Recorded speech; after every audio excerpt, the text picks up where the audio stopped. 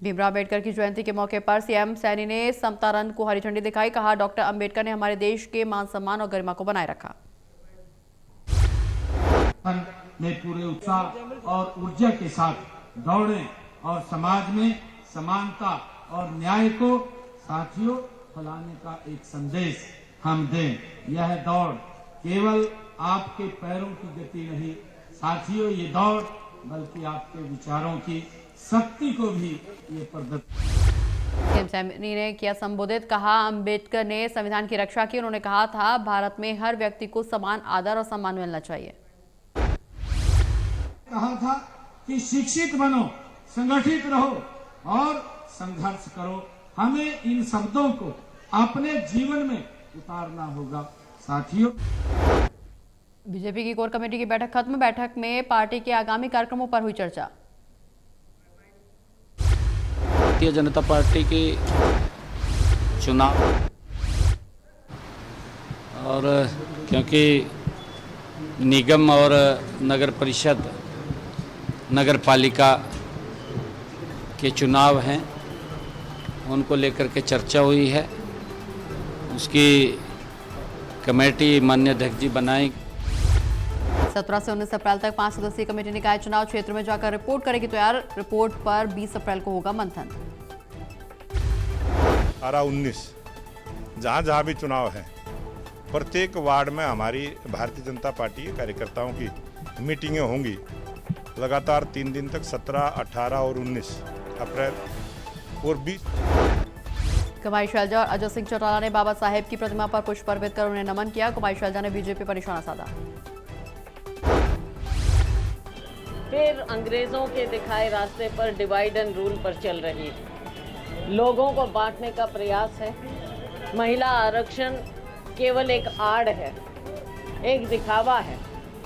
अगर ये सच में चाहते तो जब बिल पास हुआ उस समय अपनी स्थिति स्पष्ट करते। अब चंडीगढ़ में जनगणना का पहला चरण 1 मई से 30 मई तक आयोजित किया जाएगा। इस बार जनगणना प्रक्रिया को डिजिटल मोड में कराया जा रहा। सेंसस 2027 का जो पहला चरण है, फेज 1, जिसको कि हम हाउसिंग और हाउस लिस्टिंग सेंसस कहते हैं, वो 1 मई 2026 से लेके 30 मई 2026 तक किया जाएगा। सेंसस 2027 आम नागरिक पहली बार खुद अपनी जनगणना का डेटा भर सकेंगे। ये सुविधा 16 भाषाओं में उपलब्ध होगी। ठीक 15 दिन पहले के लिए, यानी कि परसों 16 अप्रैल से लेके अगले 15 दिन तक हर चंडीगढ़ निवासी को ये विकल्प।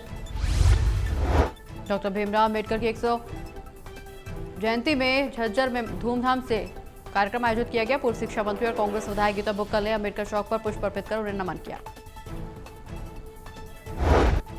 बाबा साहेब अम्बेडकर जो हैं केवल और केवल एक दलित समाज के नहीं थे।